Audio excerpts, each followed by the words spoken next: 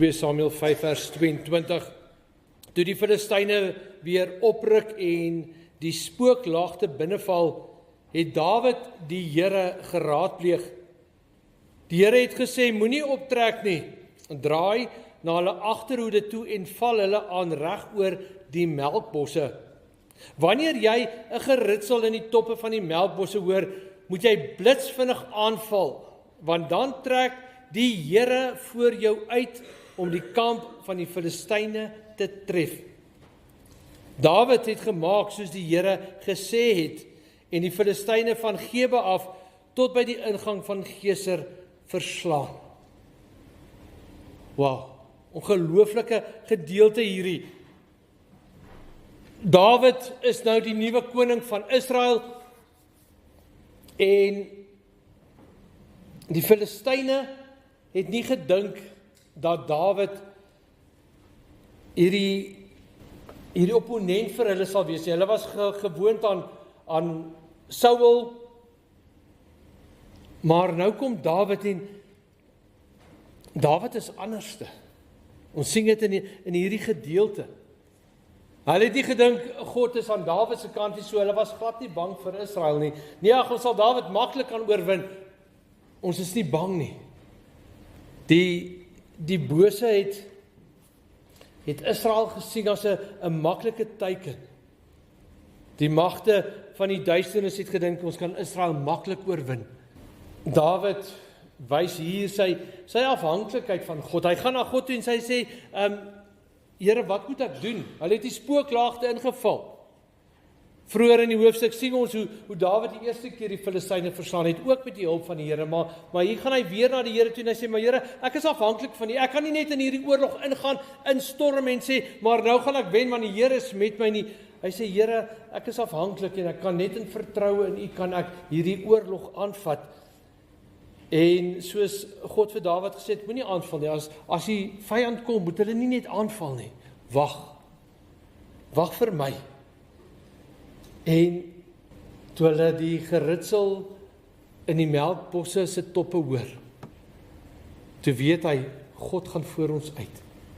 En toe val hulle aan, en hulle het die Filistyne verslaan. Ongelooflike storie. Nie 'n storie nie, 'n lewensverhaal, 'n verhoudingsverhaal tussen Dawid en God. Hy was totaal afhanklik van God. Hy het op God gehoop vir die voorsiening en God was getrou aan sy woord. En God bring vir Israel, bring vir Dawid die oorwinning, die uitkoms. As ons bietjie verder in die Bybel gaan blaai, dan kom ons by Handelinge 2 uit. En dis baie dieselfde proses wat in die eerste gemeente plaasgevind het. Die apostels het die opdrag gekry, julle moet wag vir die gawe wat die Vader sal stuur. Julle moet wag en as julle die gawe gekry het, dan gaan julle weet, maar nou is ons reg. Nou kan ons die evangelie van Jesus kan verkondig. Nou kan ons in die wêreld ingaan en vir almal vertel, Jesus leef. Hy is die oorwinnaar. En in Handelinge 2 vers 2 tot 4 lees ons presies wat gebeur het. Daar het hierdie geluid vanuit die hemel gekom. Die Heilige Gees het ingekom, op elke gelowige gekom, en hulle almal is gevul met die Heilige Gees. God was weer eens teenwoordig, en God berei hulle voor. En dan bring dit nou die fokus na ons toe. Is God teenwoordig in jou lewe? Is God teenwoordig in ons lewens? Is hy 'n werklikheid en weet ons dit en voel ons dit en beleef ons dit? Dis die uitdaging wat ons moet vra. En ek dink daar's 5 punte wat eintlik vir ons duidelik maak wat God al gedoen het. En ek wil hê ons moet na hierdie 5 punte gaan kyk en die vraag vra maar, is dit my realiteit? Is dit my werklikheid? Is dit wat ek beleef? Is dit wat ek glo? Die eerste een is, ons redding. Die redding wat plaasgevind het in jou lewe. Die redding wat God gebring het. Hy het die verhouding wat verbreek was tussen jou en hom, het hy kom herstel. Hy tree in ons lewens in. Hy kom en hy sê, maar ek sal jou God wees. Ons kan teruggaan na die verbond wat ons gelees het. Ek sal jou God wees. God kom en hy herstel die gebreekte verhouding tussen ons en hom. En ons kan by God wees. Ons kan in sy teenwoordigheid wees. Ons kan weet, hy is hier waar ons by mekaar kom in sy naam. As ek hier uitstap, dan gaan hy saam met my. Ek kan weet, die Heilige Gees woon in my. Want hy het vir ons die redding gebring. Maar dis nie al nie, dis nie net redding nie. Hy bring ook vir ons die verlossing. Hy vryspraak. Verlossing van die bose. Die bose het geen houvas op jou nie. Jy wat in die hande van die lewende God is. Jy wat die Heilige Gees het, die bose het geen houvas op jou nie. Die sonde het geen houvas op jou nie. Sonde kan jou nie in die ewige verdoemenis insleep nie, want jou sonde is verlos, die mag van die sonde is gebreek deur Jesus. En die dood is vir ons 'n oorgang van een na die volgende, om in die volle teenwoordigheid van God in te tree. So ons is verlos, ons is bevry. Maar dis nog nie al nie. God is by ons teenwoordig. En dis nie dat hy by ons teenwoordig is as ons almal saam in die kerk kom, sy huis, dan weet ons hy is hier, en as ek uitgaan, dan is ek maar weer op my eie totdat ek Sondag weer terugkom. Nee. God is by ons teenwoordig altyd, heeltyd. Jesus het gesê, ek is by julle tot die volëinding van die wêreld. Jesus, die Seun van God, hy wat soos ons nou in Galasiërs gelees het, hy wat vir ons gesterf het, is by ons teenwoordig. Hy wat bereid was om sy lewe vir jou te gee, hy is by jou. Hy gee vir ons sy Heilige Gees. Waar woon die Heilige Gees? In sy tempel. Nie wat is sy tempel of waar is sy tempel nie. Wie is sy tempel? Elke gelowige. As jy vanmôre hierso sit en jy bely Jesus Christus is my Here, dan het jy die Heilige Gees van God in sy volheid. Hy is by ons teenwoordig, hy gee ons die krag, hy gee ons die wysheid, hy gaan voor ons uit. Hy staan op vir ons, die lewende God, hy wat die belofte gemaak het, hy staan op vir jou, en hy sê, maar, jy sal my kind wees, ek sal jou God wees. Maar dis nog nie al nie. Hy gee vir ons die belofte. Hy gee vir ons die belofte dat niks ons sal skei van sy liefde nie. Niks. Romeine 8. Niks sal ons skei van sy liefde nie. Niks sal jou wegruk van God se liefde nie. Sy liefde is volmaak, sy liefde is ewig. En dit is wat ons vandag beleef. Dit is ons realiteit. Dink mooi. Die verhouding tussen jou en God is herstel. Die almagtige God. Jy is verlos van die bose, van jou sonde en van die dood. God is by jou teenwoordig. Jesus is by jou teenwoordig. Die Heilige Gees is in jou. Sy beloftes staan vas. Ek het maar een aangehaal, daar is so baie. Wat God sê, maar so sal ek by jou wees. En dan kom ons by die vraag, maar hoe reageer ek nou daarop? Ek is so opgewonde, so dankbaar, so bly. Wat sou jy daar ingeskryf het? Wat sou Dawid daar ingeskryf het? Nou, dink nou 'n bietjie na hierdie veldslag.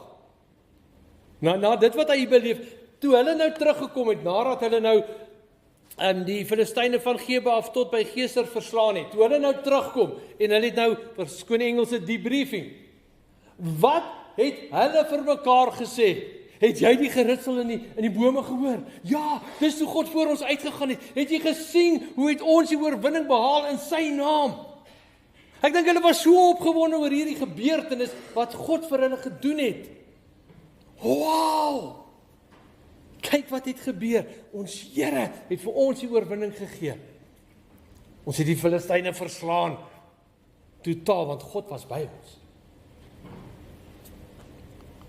So wat is ons reaksie vandag? As ons gaan kyk na ons redding, verlossing, God se teenwoordigheid, sy beloftes, hierdie groot pakket wat ons kry, wat is ons reaksie vandag? Wat is jou reaksie op God wat in jou lewe intree? Die verbond wat hy bring, jou bevryding, jou vergifnis, jou verlossing, jou redding, die feit dat hy by jou is, wat is jou reaksie op God? Kan jy dit in een woord beskryf? Dit is hoe ek vandag voel. Want ons het ons verlossing. Vir ewig is jy vrygespreek. Ons ontvang genade, barmhartigheid, vrede. Dis hoe ons die erediens begin het, met hierdie groet van God op elkeen van ons. God met ons, daai belofte wat hy gemaak het, Immanuel, wat waar is. Elke dag lewe ek in die teenwoordigheid van God. Elke dag lewe ek met die Heilige Gees wat in my is. Ons ontvang die seën van die Heilige Gees. Efesiërs 1 sê dit, al die seëninge wat in die hemel is, gee die Heilige Gees vir elkeen van ons. Weet jy hoe baie is dit? So wat is jou reaksie? Dankbaarheid. Wat anders kan ons sê as dankie, Here. Dankie dat jy aan my gedink het. Dankie dat u bereid was om u lewe vir my te gee. Ja, ek het niks gedoen nie. U het dit alles gedoen. Dankbaarheid, maar daar's iets van dankbaarheid wat vir ons baie belangrik is en ek wil hê ons moet gaan kyk in Psalm 100 na dankbaarheid. Psalm 100 vers 4. Gaan sy poorte binne met dankliedere, sy tempel met lofgesange, dank hom, prys sy naam. As ons tot God nader, hier is die tempelgedagte, as ek in die tempel ingaan, hoe tree ek in die teenwoordigheid van die lewende God in? Ons weet met Christus wat gekom het, die voorhangsel van die tempel wat geskeur het, ons wat nou tempels is van die Heilige Gees, ons tree in God se teenwoordigheid in, ons is in sy teenwoordigheid, maar hoe lewe ek in sy teenwoordigheid? Hoe lewe ek teenoor die Gees wat in my is? Hoe lewe ek teenoor Christus wat altyd by my is? Hoe lewe ek met dankbaarheid, maar met 'n hartsgesindheid van dankbaarheid? Ons sê baie keer, ja, ons moet aan die Here dankbaar wees en ons is. Ek's dankbaar dat ek sy kind is. Ek's dankbaar vir alles wat hy gedoen het, maar behoort my hart totaal aan die Here. As ek sê, Here, uit my hart uit is ek dankbaar, is dit met alles in my wat ek teenoor hom dankbaar is. Het ek hom lief met my hele hart? Nie net dankbaar, ek dankie Here, maar Here, uit my hart uit. Vanuit my oorlewing, vanuit my redding, vanuit my verlossing, vanuit u teenwoordigheid, vanuit u beloftes aan my, Here, dankie uit my hart uit. Want dit verander hoe ek na die Here toe gaan. Here, dankie. Maar ook Psalm 95, vers 1 en vers 2. Kom, laat ons jubel tot eer van die Here, laat ons juig oor die rots by wie ons skuiling vind. Laat ons na hom toe gaan met lof, laat ons hom toejuig met lofgesange. Dis die tweede fokus van dankbaarheid, lewensgesindheid. Die eerste een is uit my hart uit, met al my liefde in my hart het ek hom lief, en is ek dankbaar teenoor hom. Maar die tweede een is meer gefokus op my lewe. Hy is die rots van my verlossing. Hy is my fondament, hy is my middelpunt, en ek lewe vir hom. Hy plaas alles in plek. Alles is in plek vir jou verlossing. Alles is in plek vir jou ewige bestemming. Alles is gedoen, alles is reg. En nou moet ons in dankbaarheid lewe soos hy wil hê ons moet lewe. Lewe in dankbaarheid. Dien die Here in dankbaarheid. Met jou woorde, met jou dade, met jou gedagtes, met alles in jou. Want alles is in plek gestel. Hy het alles klaar gedoen. Dawid, hulle was opgewonde oor 'n veldslag wat hulle gewen het. Ons het oorwinninge, 'n ewige oorwinning oor die bose. Ons is vir ewig in God se teenwoordigheid. Ons beleef sy liefde vanaf en vir ewig. Dis ons realiteit. So hoe moet ons dankbaarheid nou lyk?